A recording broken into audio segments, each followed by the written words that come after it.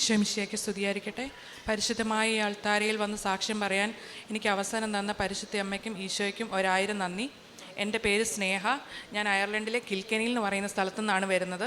ഇവിടെ കേരളത്തിലെ പേരാവൂർ, കണ്ണൂർ ജില്ലയിലെ പേരാവൂരിൽ നിന്ന് വരുന്നു. ഞാൻ ഓൺലൈനായിട്ടാണ് light a candle prayer request വഴിയാണ് എൻ്റെ എല്ലാ നിയോഗങ്ങളും സമർപ്പിച്ചത്. ഒന്നാമത്തെ നിയോഗം എന്ന് പറഞ്ഞിട്ടുണ്ടെങ്കിൽ, ഞാൻ അയർലൻഡിൽ 8 വർഷമായിട്ട് താമസിക്കുന്ന ഒരാളാണ്. വീട് മേടിക്കണം, എല്ലാ മലയാളികളെയും പോലെ തന്നെ വീട് മേടിക്കണം, അതായിരുന്നു എൻ്റെ ഒരു ആഗ്രഹം. അതിന് മുന്നേ ഞാനൊരു കാര്യം കൂടെ പറഞ്ഞോട്ടെ. ഞാൻ ഈ കൃപാസനത്തെക്കുറിച്ച് കേട്ടത് 2020 എൻ്റെ ഒരു ഫ്രണ്ട് വഴിയാണ് ഈ കൃപാസനത്തെക്കുറിച്ച് ഞാൻ കേട്ടത്. അന്ന് ഞാൻ വളരെ ഒരു ബാഡ് സിറ്റുവേഷനിലൂടെ കടന്നു പോയിക്കൊണ്ടിരിക്കുകയായിരുന്നു. എൻ്റെ ഹസ്ബൻഡിന് സുഖമില്ലാതെ ഹോസ്പിറ്റലിൽ അഡ്മിറ്റായിട്ട് കിടക്കുകയായിരുന്നു. ഒരു മൈക്രോ ഡിസ്കെക്ടമി എന്ന് പറഞ്ഞൊരു സർജറിയായിരുന്നു ചെയ്തത്. അത് ഇൻഫെക്ഷനായി ഒരു 8-9 മാസം ഹോസ്പിറ്റലൈസ്ഡ് ആയിപ്പോയായിരുന്നു. അന്നേരം അങ്ങനെ വിഷമിച്ചിരിക്കുന്ന ഒരു സന്ദർഭത്തിലാണ് എൻ്റെ ഒരു ഫ്രണ്ട് ഇങ്ങനെ കൃപാസനം എന്ന് പറഞ്ഞൊരു പള്ളിയുണ്ടും അവിടെ ഉടമ്പടി എടുത്താൽ മതി എന്നൊക്കെ പറഞ്ഞത്. പക്ഷെ അന്ന് എനിക്ക് എന്താണ് ഈ ഉടമ്പടി അതൊന്നും എനിക്ക് അറിയാൻ പാടില്ലായിരുന്നു. ഞാനപ്പോൾ ഗൂഗിൾ ചെയ്ത് നോക്കിയപ്പം ഓക്കെ, രാവിലെയും വൈകിട്ടും പ്രാർത്ഥന ചൊല്ലണം, അത്രേ എനിക്ക് മനസ്സിലായുള്ളൂ. കൂടുതലായിട്ട് നോക്കാനോ വായിക്കാനോ ഉള്ളൊരു മാനസികാവസ്ഥയിലും ആയിരുന്നില്ല ഞാൻ. 3-4 മാസം കഴിഞ്ഞപ്പോഴത്തേനും എൻ്റെ ഹസ്ബൻഡിലും മാറ്റങ്ങൾ വന്നു തുടങ്ങി. അങ്ങനെ ഞാനിങ്ങനെ 2 തവണ റിപ്പീറ്റായിട്ട് light a candle prayer request അന്ന് 2020 ഈ ഹസ്ബൻഡിൻ്റെ കാര്യത്തിന് വേണ്ടി അപേക്ഷിച്ചു. എനിവേ രണ്ടാമത്തെ തവണ ഈശോ പൂർണ്ണ സൗഖ്യം കൊടുത്ത് എൻ്റെ ഹസ്ബൻഡിനെ ഡിസ്ചാർജ് ചെയ്തു. പക്ഷേ അതിനുശേഷം ആക്ച്വലി ഞാൻ ഈ കൃപാസനവും ഉടമ്പടിയും എല്ലാം ഞാൻ വിട്ടായിരുന്നു. പക്ഷേ എൻ്റെ അമ്മ 2021 നവംബറിൽ ഇവിടെ വന്ന് ഉടമ്പടി എടുത്തു. അപ്പോൾ എൻ്റെ അമ്മ ഉടമ്പടി എടുത്തപ്പോൾ ഞാൻ വീണ്ടും ആലോചിച്ചു, കൃപാസനം ഉണ്ടല്ലോ, ഉടമ്പടി ഉണ്ടല്ലോ, അങ്ങനെയൊക്കെ ഞാൻ ഓർത്തു. പക്ഷെ ഞാൻ എടുത്തില്ല. ഞാൻ പകരം ഗൂഗിൾ ചെയ്ത് ഞാൻ കൃപാസനത്തെക്കുറിച്ച് മുഴുവൻ പഠിച്ചു. എനിക്ക് തോന്നുന്നു ഒരു പഴയ കാലത്തെ ഒരു വീഡിയോ ഉണ്ട്, ഒരു 5 വർഷം മുന്നേ ചെയ്ത് എന്താണ് കൃപാസനം എന്നുള്ളത്. അത് പഠിച്ചു കഴിഞ്ഞപ്പോൾ എനിക്ക് മനസ്സിലായി എന്നെപ്പോലുള്ള ഒരാൾക്ക് ചെയ്യാൻ പറ്റിയതല്ല ഇത്. കാരണം ഞാൻ രാവിലെ 5 മണിക്ക് എഴുന്നേൽക്കാമെന്നൊന്നും പറയുന്നൊന്നും എന്നെ കൊണ്ട് പറ്റില്ല അതൊന്നും. അപ്പോൾ അതുകൊണ്ട് ഞാനത് വിട്ടു, ഞാൻ ചെയ്തില്ല. ഞാൻ അന്നേരം അയർലൻഡിൽ തന്നെയായിരുന്നു. പക്ഷെ 2-3 ദിവസം എനിക്ക് ഉറങ്ങാൻ പറ്റുന്നില്ല. ഉടമ്പടി എടുക്കുക അങ്ങനെ എൻ്റെ മനസ്സിലിരുന്ന് ഉറക്കത്തിലും പകലും ഒക്കെ ആരോ പറഞ്ഞുകൊണ്ടിരിക്കുകയാണ്. അവസാനം ഞാൻ 2023 അത് കഴിഞ്ഞ വർഷം ജനുവരിയിൽ ഞാൻ ഓൺലൈനായിട്ടാണ് ഞാൻ ഉടമ്പടി എടുക്കാൻ നോക്കുന്നത്. അപ്പോൾ ഓൺലൈനായിട്ട് ഉടമ്പടി എടുക്കാൻ നോക്കുമ്പോഴും അതെനിക്ക് കഴിയുന്നില്ല. ഞാൻ ഉടമ്പടി ആ ലിങ്കിൽ ക്ലിക്ക് ചെയ്യുമ്പോൾ എന്നോട് പറയാണ്, നിങ്ങൾ ഓൾറെഡി ഉടമ്പടിയിലാണ്, ഉടമ്പടി കാലാവധി പൂർത്തിയാവുന്നത് വരെ ഉടമ്പടി നിബന്ധനകൾ പാലിച്ച് ജീവിക്കുക എന്നാണ് പറയുന്നത്. അതുകൊണ്ട് തന്നെ ഞാൻ light a candle prayer request വഴിയാണ് എൻ്റെ എല്ലാ 6 നിയോഗങ്ങളും ഞാൻ അങ്ങനെയാണ് എഴുതിയത്. അത് ചെയ്തപ്പം എനിക്ക് അത് ലിങ്ക് ഓൾറെഡി ഓപ്പൺ ആയി, അതെനിക്ക് ചെയ്യാൻ കഴിഞ്ഞു. അപ്പോൾ അതുവഴി കിട്ടിയ എല്ലാ അനുഗ്രഹങ്ങളാണ് ഞാനിവിടെ പറയുന്നത്. ഒന്നാമത്തത് വീടാണ്. ഞാൻ 8 വർഷമായിട്ട് അയർലൻഡിൽ താമസിക്കുന്ന ഒരാളാണ്. അപ്പോൾ അയർലൻഡിലെ നിയമം അനുസരിച്ച് നമുക്ക് എല്ലാവരും മോർഗേജ് വഴിയാണ് വീടെടുക്കുന്നത്. അപ്പം ഹസ്ബൻഡും വൈഫും വർക്ക് ചെയ്യുന്നവരാണെങ്കിൽ അവരുടെ ടോട്ടൽ സാലറി ആഡ് ചെയ്ത് അതിൻ്റെ 4 ഇരട്ടിയാണ് നമുക്ക് മോർഗേജായിട്ട് സാങ്ഷൻ ചെയ്ത് തരുന്നത്. ബാക്കി പൈസ നമ്മൾ കയ്യിൽ നിന്നുണ്ടാക്കണം. അപ്പം ഞങ്ങളെ സംബന്ധിച്ചിടത്തോളം ഞങ്ങളുടെ ടോട്ടൽ സാലറി കൂട്ടി കഴിഞ്ഞ് വരുമ്പോഴത്തേനും 290 വരുള്ളായിരുന്നു. പിന്നെ ഞങ്ങളുടെ ബാക്ക്ഗ്രൗണ്ട് ഹിസ്റ്ററി, അതായത് മറ്റ് കടങ്ങളൊന്നും ഇല്ലാത്തതുകൊണ്ട് അവർ പറഞ്ഞു ഏറ്റവും മാക്സിമം നിങ്ങൾക്ക് തരാൻ പറ്റുന്നത് 320, അതിനപ്പുറം നിങ്ങൾ ചിന്തിക്കുകയേ വേണ്ട, നിങ്ങളത് ചോദിക്കുകയും വേണ്ട എന്ന് പറഞ്ഞു. എന്നിട്ട് ഞങ്ങൾ ഡോക്യുമെൻറ്റ്സ് എല്ലാം അവർക്ക് സബ്മിറ്റ് ചെയ്ത് പോയി. ഒരു 2 ദിവസം കഴിഞ്ഞപ്പോൾ അവരെനിക്ക് ബാങ്കിൽ നിന്ന് അഡ്വൈസർ എനിക്ക് മെയിൽ ചെയ്തു, നിങ്ങൾ പറഞ്ഞ 350 ഞാൻ വെക്കുകയാണ്, പക്ഷേ ഇതൊരു 50-50% ഉള്ളൂ, കിട്ടിയാൽ കിട്ടി, അത്രയേ ഉള്ളൂ എന്ന് പറഞ്ഞു. ഞങ്ങൾ പറഞ്ഞു ആയിക്കോട്ടെ എന്ന് പറഞ്ഞു. ഒരാഴ്ച കഴിഞ്ഞപ്പം എനിക്കൊരു ഫോൺ കോൾ വന്നു. അവരായിരുന്നു വിളിച്ചത്. അവർ പറഞ്ഞു, ഒരു ഗുഡ് ന്യൂസ് ഉണ്ട് സ്നേഹ, നീ ചോദിച്ച 350 അവർ 350 എന്ന് പറഞ്ഞാൽ 3,50,000 യൂറോയാണ്. എനിക്ക് 50,000 യൂറോയാണ് കൂടുതലായിട്ട് അവരെനിക്ക് തന്നത്.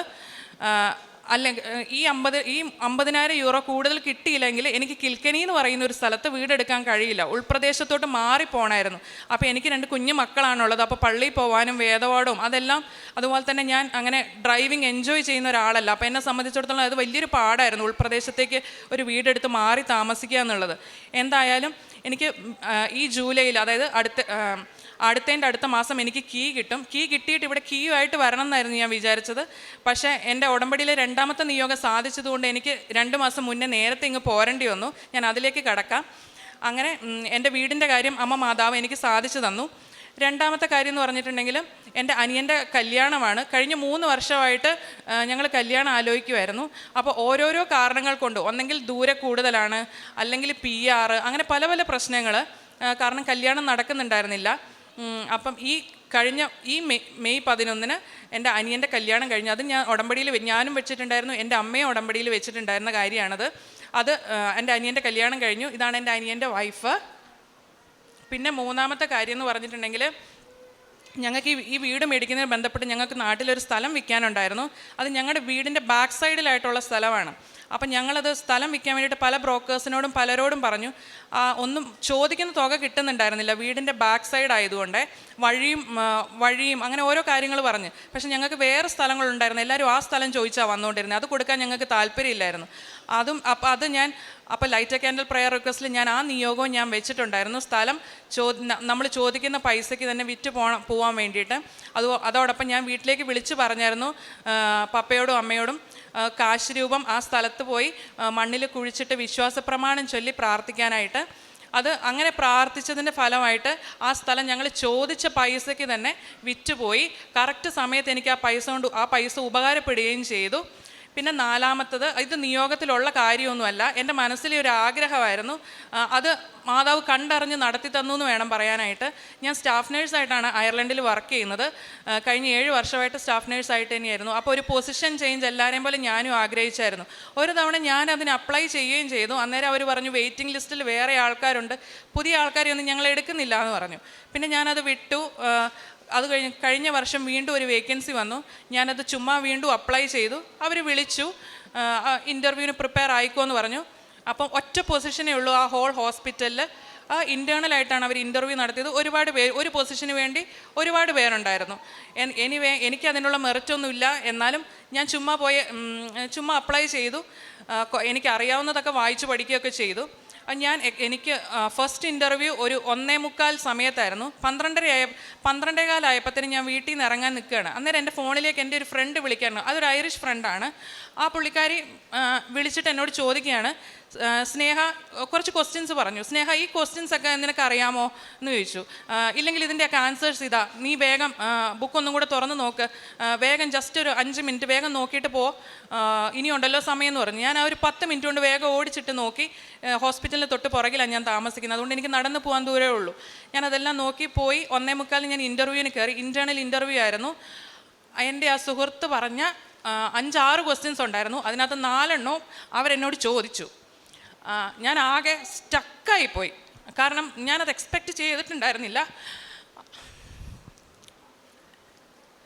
പിന്നെ പക്ഷെ സെക്കൻഡ് പൊസിഷനാണ് ഞാൻ വന്നത്.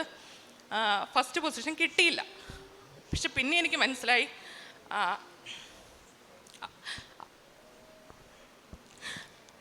ആ സെക്കൻഡ് പൊസിഷൻ തന്നതും നല്ലതിനായിരുന്നു എന്നുള്ളത്.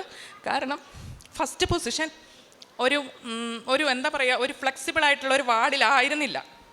അതുകൊണ്ട് തന്നെ നല്ലൊരു സ്ഥലത്ത് എനിക്കിതിലെ മാനേജ്മെൻറ്റ് പൊസിഷൻ എന്ന് പറയുമ്പം പേപ്പർ വർക്കുകളാണ് കൂടുതൽ. എനിക്ക് അതിനെക്കുറിച്ചൊന്നും വലിയ നോളജ് ഇല്ല, കാരണം ഞാനൊരു ഗ്രൗണ്ട് ഫ്ലോറിൽ വർക്ക് ചെയ്യുന്ന ഒരാളായതുകൊണ്ട്. അതുകൊണ്ട് എനിക്ക് നല്ലൊരു വാർഡിൽ നല്ലൊരു CNM2-ൻ്റെ കീഴിലാണ് അവരെന്നെ ഇട്ടത്, പണിയെല്ലാം പഠിച്ചെടുക്കാനായിട്ട്. അത് കഴിഞ്ഞ് ഒരു 3 മാസം കഴിഞ്ഞപ്പോഴാണ് ഫൈനൽ ഇൻ്റർവ്യൂവിന് അവരെന്നെ വിളിച്ചത്. ഫൈനൽ ഇൻ്റർവ്യൂവിന് പോയി. അതിനകത്ത് എനിക്ക് ഫസ്റ്റ് പൊസിഷൻ കിട്ടി. ഇപ്പം ഞാനൊരു ക്ലിനിക്കൽ നേഴ്സ് മാനേജറായിട്ട് വർക്ക് ചെയ്യാണ്. ഇത് ഞാൻ ചോദിച്ച കാര്യമല്ല മാതാവിനോട്, ഞാൻ നിയോഗത്തിൽ വെച്ചിട്ടുമില്ല. പക്ഷേ മാതാവ് കണ്ടറിഞ്ഞ് എനിക്ക് തന്നതാണ്. പിന്നെയും ഒരുപാട് അനുഗ്രഹങ്ങളുണ്ട്. ഞാൻ ഈ വർക്ക് ചെയ്യുന്നത് ഒരു കോവിഡ് വാർഡിലാണ്. ഞാൻ എന്നും പ്രാർത്ഥിച്ച് ഞാൻ ഉടമ്പടി തൈലം തൊട്ടിട്ടാണ് ഞാൻ പോകുന്നത്. പ്രാർത്ഥിച്ച് ഇന്ന് വരെ ആ വാർഡിൽ കോവിഡ് വരാത്ത ഒരേ ഒരു സ്റ്റാഫ് ഉണ്ടെങ്കിൽ അത് ഞാൻ മാത്രമേ ഉള്ളൂ. ബാക്കി എല്ലാവർക്കും 2-3 തവണ കോവിഡ് വന്നിട്ടുണ്ട്. എനിക്ക് മാത്രമേ ഉള്ളൂ. ഇന്ന് വരെ ഒരു സിക്ക് ലീവ് പോലും ഞാൻ എടുത്തിട്ടില്ല. ഇതുവരെ കോവിഡ് എനിക്ക് വന്നിട്ടുമില്ല. ഇതെല്ലാം ഈശോയും മാതാവും തന്ന അനുഗ്രഹങ്ങളാണ്. തന്ന എല്ലാ അനുഗ്രഹങ്ങൾക്കും നന്ദി പറഞ്ഞുകൊണ്ട് ഞാൻ നിർത്തുകയാണ്. പിന്നെ ഈ ഉടമ്പടി ഇത് ചെയ്യുന്നത് വഴി എന്നിൽ വന്ന മാറ്റങ്ങൾ എന്തൊക്കെയാണെന്ന് ചോദിച്ചു കഴിഞ്ഞിട്ടുണ്ടെങ്കിൽ, എനിക്ക് പെട്ടെന്ന് ദേഷ്യം വരുന്ന ഒരു പ്രകൃതമായിരുന്നു. ദേഷ്യം പോയി. ആരെന്ത് പറഞ്ഞാലും ക്ഷമയോടുകൂടെ കേൾക്കാനുള്ളൊരു മനസ്സ് വന്നു. പിന്നെ രണ്ടാമത്തെ കാര്യം എന്ന് പറഞ്ഞിട്ടുണ്ടെങ്കിൽ, ഞാൻ നേഴ്സിംഗ് ഇഷ്ടപ്പെട്ടുകൊണ്ട് പോയൊരു വ്യക്തിയല്ല, എൻ്റെ പേരൻസിൻ്റെ നിർബന്ധം കൊണ്ട് പോയതാണ്. അപ്പം ഞാൻ ഈ ഉടമ്പടി എടുക്കുമ്പോൾ ഞാനിങ്ങനെ വിചാരിച്ചു, കാരുണ്യ പ്രവൃത്തികൾ അതൊന്നും എന്നെയും കൊണ്ട് ചെയ്യാൻ പറ്റുന്ന കാര്യങ്ങളല്ലല്ലോ.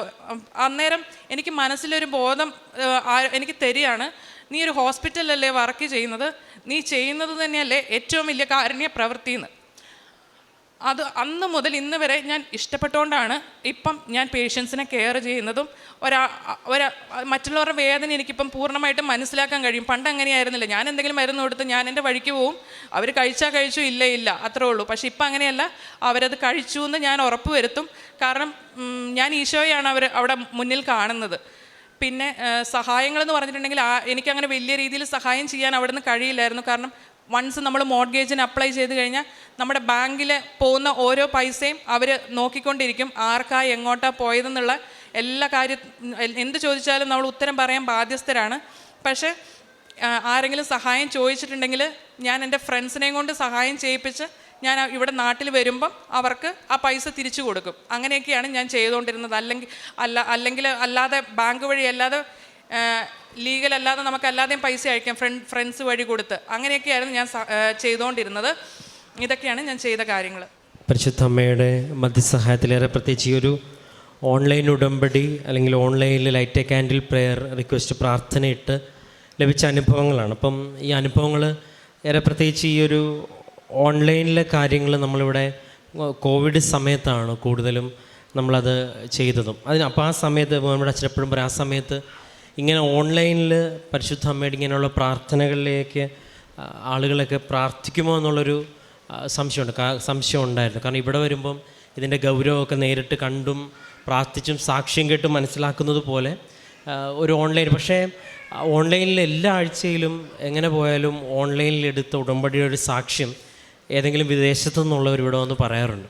വിദേശത്തുനിന്നുള്ളത് ഞാൻ പറയാൻ കാര്യം, കാരണം അവരെയാണ് നമ്മളേറെ പ്രധാനപ്പെട്ടതായിട്ട് ഓൺലൈൻ ഉടമ്പടിയിൽ പ്രത്യേകമായിട്ട്. കാരണം അവർക്ക് ഒരു ആവശ്യം ഉണ്ടാകുമ്പം എല്ലാവർക്കും ഇങ്ങോട്ട് വരാൻ പറ്റില്ല. അപ്പോൾ ആ ഒരു സാഹചര്യത്തിൽ അവരുടെ പറ്റുന്ന സാഹചര്യത്തിൽ അവർക്ക് എത്രയും പെട്ടെന്ന് ഈ മാതാവിൻ്റെ ഒരു മധ്യസ്ഥ സഹായം എത്തിച്ചു കൊടുക്കുവാനായിട്ട് നമ്മൾ അങ്ങനൊരു കാര്യം മാതാവിനോട് പ്രാർത്ഥിച്ച് തുടങ്ങുമ്പോൾ ഇന്നും ഒരുപാട് പേര് ഇതിൻ്റെ സാക്ഷ്യം പറയാനായിട്ട് ഒരുപാട് ദൂരങ്ങളിൽ നിന്ന് ഇവിടെ എത്തുകയും പിന്നീട് അവർ ഇവിടെ വന്ന് ഇവിടെ നിന്ന് തീർത്ഥാടന ഉടമ്പടി എടുത്തിട്ടാണ് ഇവിടുന്ന് പോകുന്നത്. അപ്പോൾ ഇതിലൂടെ നമ്മൾ വ്യക്തമാക്കുന്നത് പരിശുദ്ധ അമ്മ തൻ്റെ പ്രത്യക്ഷീകരണത്തെ ഇത്രത്തോളം ഓൺ ചെയ്യുന്നുണ്ടെന്നുള്ളതാണ്. കാരണം ഇവിടെ വന്ന് പ്രാർത്ഥിക്കുന്നതിനേക്കാളുപരി ഇവിടെ ഒരുപാട് പേര് വന്ന് പ്രാർത്ഥിച്ചവരും സാക്ഷ്യം പറയാൻ വരുന്നുണ്ട്. പക്ഷെ നമ്മളത് ഔദ്യോഗികമായിട്ട് നമുക്ക് ഉടമ്പടി എടുക്കാത്ത ആരെക്കൊണ്ടും സാക്ഷ്യം, അത് ഓൺലൈനിലോ ഓഫ്ലൈനിലോ എടുക്കാത്തവരെ കൊണ്ട് സാക്ഷ്യം പറയിപ്പിക്കാനായിട്ട് നമുക്ക് അനുവാദമില്ല. കാരണം എന്നിട്ടും ഒരുപാട് പേര് ഇവിടെ വന്ന് പ്രാർത്ഥിച്ചു, പോകുന്ന വഴി പ്രാർത്ഥിച്ചു, കണ്ടു പ്രാർത്ഥിച്ചു സാക്ഷ്യങ്ങൾ പറഞ്ഞു. അപ്പോൾ അത്രത്തോളം മാതാവ് ഈ ഒരു ഇടത്തെ എന്നല്ല, അമ്മയുടെ പ്രത്യക്ഷീകരണത്തെ ലോകത്തിന് മുമ്പ് വിളിച്ചു പറയുവാനായിട്ട് ആഗ്രഹിക്കുന്നുള്ളത്. കാരണം നിങ്ങൾ അറിഞ്ഞും അറിയാതെ നിങ്ങൾ അനുഭവങ്ങൾ പറയുമ്പം എവിടെ നിന്ന് ലഭിച്ചു എന്ന്, അല്ലെങ്കിൽ എവിടെ നിന്ന് പ്രാർത്ഥിച്ചു എന്ന്, ഇവിടെ നിന്ന് പ്രാർത്ഥിച്ചു എന്ന് പറയും. എന്താണ് അവിടുത്തെ പ്രത്യേകത എന്ന് ചോദിക്കുമ്പം സ്വാഭാവികമായിട്ട് നമ്മൾ പറയണ നെക്സ്റ്റ് ഉത്തരം മാതാവിടെ പ്രത്യക്ഷപ്പെടുന്നത്. അപ്പോൾ തൻ്റെ പ്രത്യക്ഷീകരണത്തെ നിങ്ങളിലൂടെ ലോകത്തിന് മുമ്പ് വിളിച്ചു പറയുവാനായിട്ടാണ്. അതാണ് പ്രത്യക്ഷീകരണ പ്രാർത്ഥനയുടെയും കണ്ടൻറ്റ് എന്ന് പറയണത്. അപ്പോൾ അതുപോലെ താൻ പ്രാർത്ഥിച്ച എല്ലാ നിയോഗത്തിലും ആദ്യത്തെ നിയോഗം അത് വ്യക്തമായിട്ട് അതിൽ പറഞ്ഞിട്ടുണ്ട്, എക്സ്പ്ലെയിൻ ചെയ്തപ്പോൾ പറഞ്ഞിട്ടുണ്ട്. ഒരു വീട് കിട്ടാൻ നമുക്കിവിടെ സ്ഥിരം വരുന്ന അയർലൻഡിൽ ഒരുപാട് ഉടമ്പടി എടുത്തവരുള്ളതുകൊണ്ട് സാക്ഷ്യങ്ങൾ അവരും പറയുന്നൊരു കാര്യം ഉണ്ട്. അപ്പം തൻ്റെ മെറിറ്റിന് മുകളിലേക്ക്, ഈ മെറിറ്റിന് മുകളിൽ ദൈവകൃപയാൽ ലഭിച്ചു എന്നുള്ളതാണ്. അപ്പോൾ അത് ഉടമ്പടിയുടെ ഭാഗമാണ്. അപ്പം അതിന് ആഗ്രഹിച്ചതിനേക്കാൾ കൂടുതൽ തുക അവിടുന്ന് അനുവദിച്ച് ലഭിച്ചു. അപ്പോൾ രണ്ടാമത്തെ നിയോഗം എന്ന് പറയുന്നത് സഹോദരൻ. കല്യാണം കഴിച്ച ആ പെൺകുട്ടിയും ഇപ്പോൾ കൂടെയുണ്ട്. അപ്പോൾ ആ നിയോഗത്തിൻ്റെ പൂർത്തീകരണത്തിൻ്റെ സാക്ഷ്യവും. മൂന്നാമത്തത് താൻ നിയോഗത്തിൽ വെച്ചില്ല എങ്കിൽ പോലും താൻ ആഗ്രഹിച്ച ഒരു പ്രൊമോഷൻ ലഭിച്ചു എന്നുള്ളത്.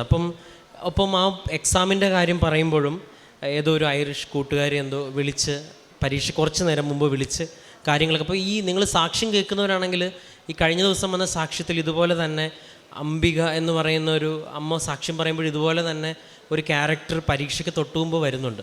ഇതൊക്കെ ഒരു കോയിൻസിഡൻസ് ആയിട്ട് അല്ല നമ്മൾ വായിക്കുന്നത്, ഉടമ്പടിയുടെ ഒരു മാതാവിൻ്റെ സാന്നിധ്യമായിട്ട് തന്നെയാണ് വായിക്കുന്നത്. ഇതിപ്പോൾ പരീക്ഷ സാക്ഷികൾ മാത്രം പരിശോധിക്കും, ഇങ്ങനെയുള്ള ചില വ്യക്തികളുടെ ഇൻ്റർവെൻഷൻ ഉണ്ടാകുന്നുണ്ട്.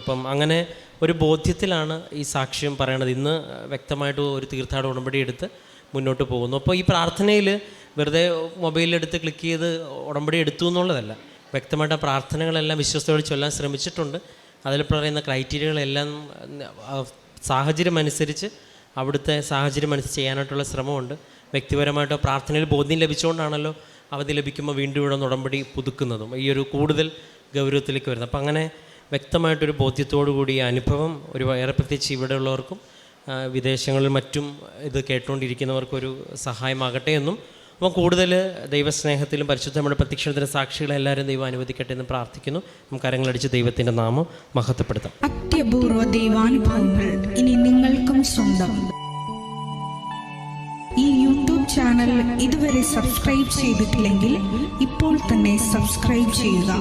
ഈ വീഡിയോ ഇപ്പോൾ തന്നെ നിങ്ങളുടെ സുഹൃത്തുക്കൾക്ക് ഷെയർ ചെയ്തുകൊണ്ട് കർത്താവിൻ്റെ പ്രേക്ഷിതരാകുക.